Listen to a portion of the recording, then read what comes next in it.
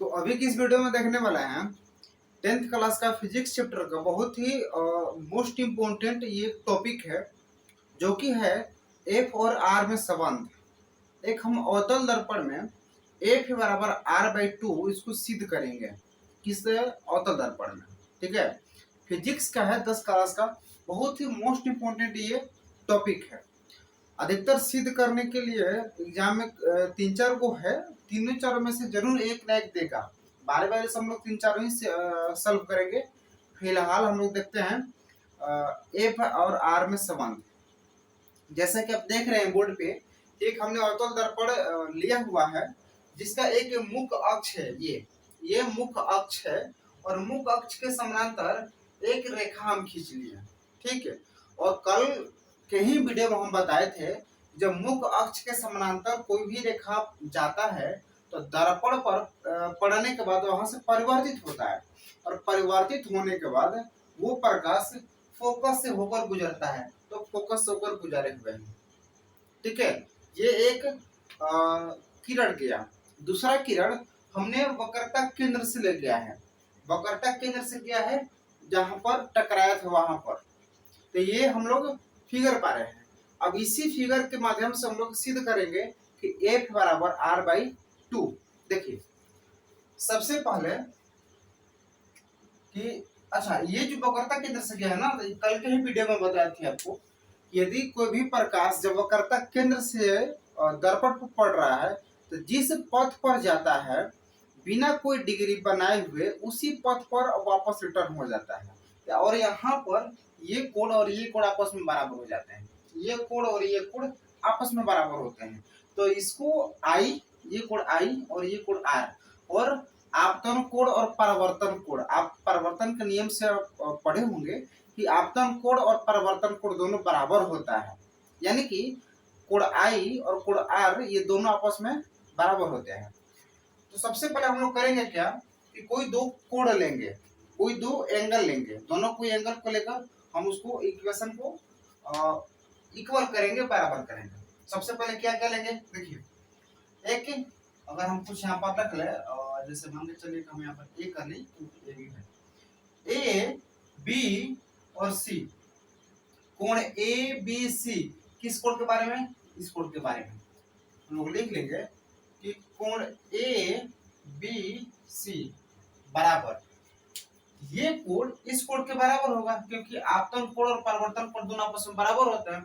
तो ये A B C था तो ये कौन हो जाएगा, C B F, C B F, ये कोण C B F is equal to कोण सी बी एफ।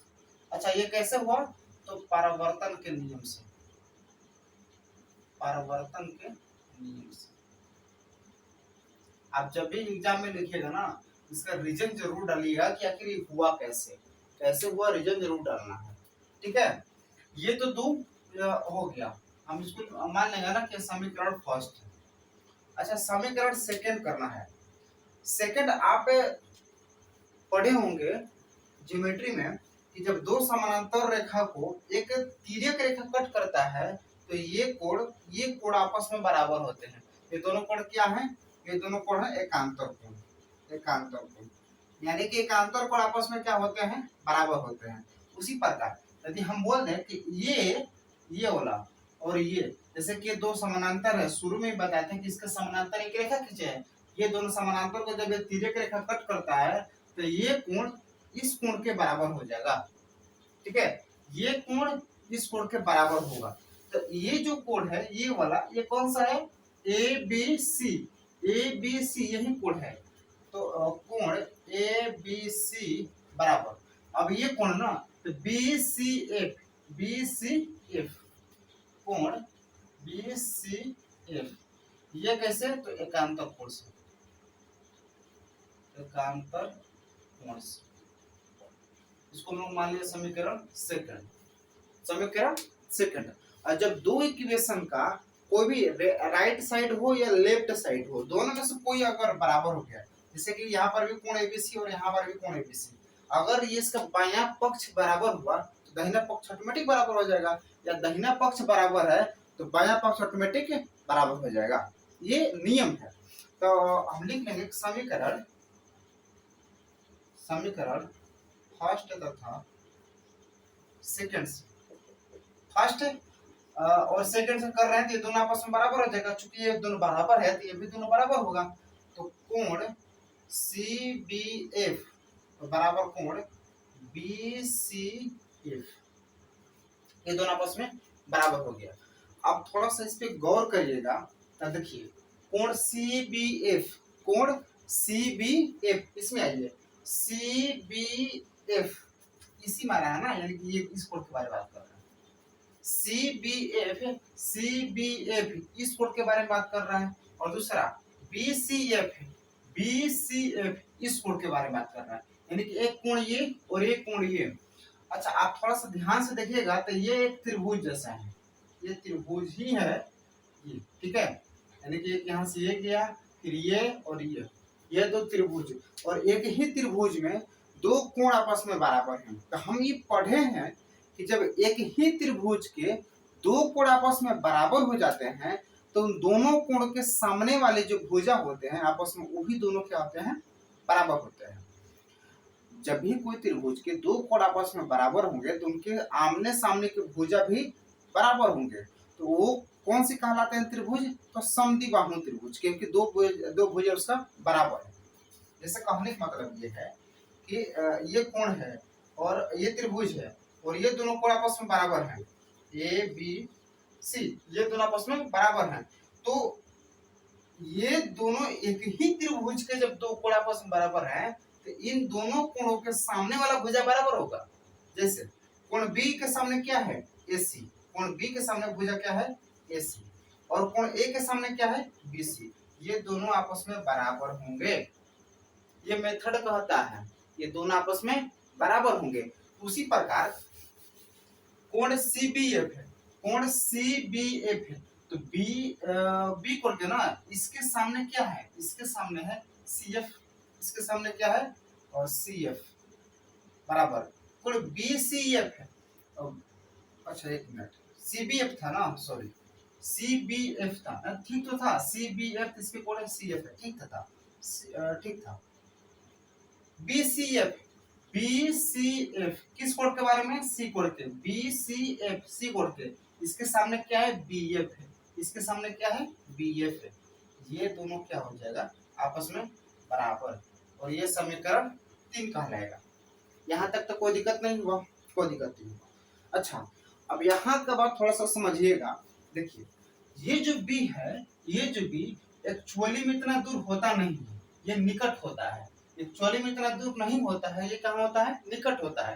तो निकट जैसे कहने का मतलब मान कर चलिए कि ये एक पॉइंट है और ये जैसे ये 2 पॉइंट है और यहाँ से हम रेखा खींचे, यहाँ से 2 रेखा खींचे, यानी कि अगर हम ये करें कि ये O है और ये A है और ये B है, तो जितना OA होगा ना, जितना OA होगा उतना ही क्या होगा, OB होगा, लगभग में दोनों बराबर होगा, ये दोनों लगभग में बराबर होगा। तो ये जो B है इसके निकट है, B जो है ना P के निकट है, तो जितना P के निकट है तो जितना FB उतना FP होगा ना, क्योंकि निकट है दोनों। अगर हम इस B को उठा के यहाँ पर ला दें, कुछ फर्क के लिए सोचिए कि B यहाँ पर है, तो यहाँ से जितना BF है उतना यहाँ से PF, क्योंकि दोनों निकट है, दोनों आपस में बराबर होगा लगभग। हम लिखेंगे हम लोग कि B जो है B जो है P के बहुत निकट है, बहुत निकट है, बहुत निकट है। जब निकट है तो क्या हो जाएगा, PF ये PF बराबर क्या हो जाएगा BF, और ये समीकरण 4, ये समीकरण 4। बस यही तक जो आपको समझना था समझना है, इसके बाद कुछ समझना ही नहीं है। अब देखिए फिर ये 2 समीकरण बन गया, फिर दोनों समीकरण में दाहिना पक्ष आपस में बराबर हो गया। अब बायां पक्ष तो ऑटोमेटिक बराबर होगा, क्योंकि जब दाहिना पक्ष बराबर होता है तो बायां पक्ष बराबर हो जाता है। हम लोग लिख लेंगे कि समीकरण 3 तथा 4 थर्ड में बी एफ बराबर हो गया, तो क्या बच गया सी एफ और बराबर में पी एफ, ये आपस में बराबर सी एफ बराबर पी एफ। यहाँ तक कोई दिक्कत नहीं ना है, कोई दिक्कत नहीं, बस यही तक जो था वही था। अब हम लोग करेंगे क्या, लेकिन हमको तो एफ और आर में चाहिए। आप देखिए पी से एफ तक, पी से जो एफ है यहाँ से यहाँ तक जो फोकस लेंथ है ये एफ है, ठीक है। और पी से सी से, पी से सी, पी से लेकर सी तक ये वक्र का त्रिज्या है, यानी कि आर है, बड़ी वाली आर, यानी कि पीसी जो है हम लोग लिख लेंगे पीसी बराबर बड़ा आर और पीएफ बराबर क्या है, पीएफ बराबर छोटा एफ। बस यही तो है ना, यानी कि पीएफ तो हमको मिल गया है, चाहिए क्या पीसी, चाहिए हमको पीसी ना। पीसी कैसे आएगा आप देखिए, अगर हम पीसी की बात करें तो ये पीसी है।